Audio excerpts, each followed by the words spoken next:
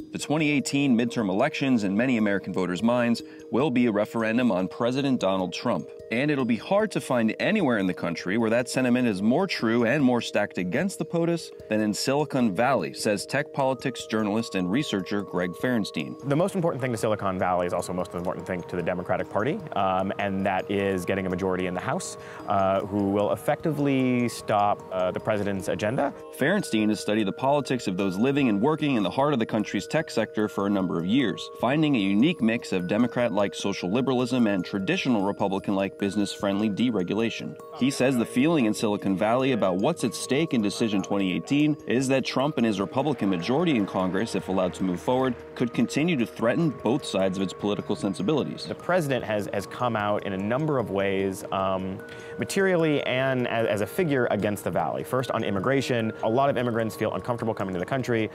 International enrollments in universities are down, which hurts the talent pipeline. He has vaguely threatened antitrust action. The Republican majority, as far as tax cuts, has been really good for the company bottom lines, but that's done. Ferenstein also says there's concern that amid hysteria surrounding high-profile data leaks from Facebook and Google, a half-baked consumer privacy regulation could too easily get pushed through the Congress and onto President Trump's desk for signing in the next 2 years if the Republicans are to hold on to their current majority. Privacy regulation, like overburdensome privacy regulation, and a number of other things that are bubbling up as kind of a populist agenda. People haven't fleshed out exactly how to do it.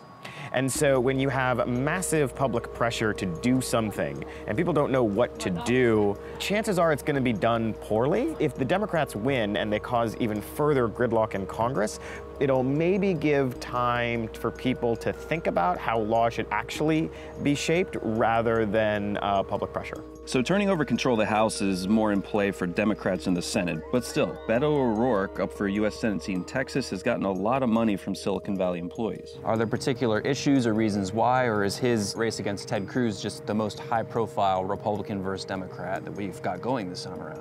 Ted Cruz is kind of like an arch-conservative, anti-liberal on the main stage, and the idea that you could unseat him in the heart of conservatism, Texas, is very appealing to activist liberals, especially those in the Bay Area. Many of those have enough disposable income because they work at rich tech companies to individually, not as part of the company, fund the opposition campaign.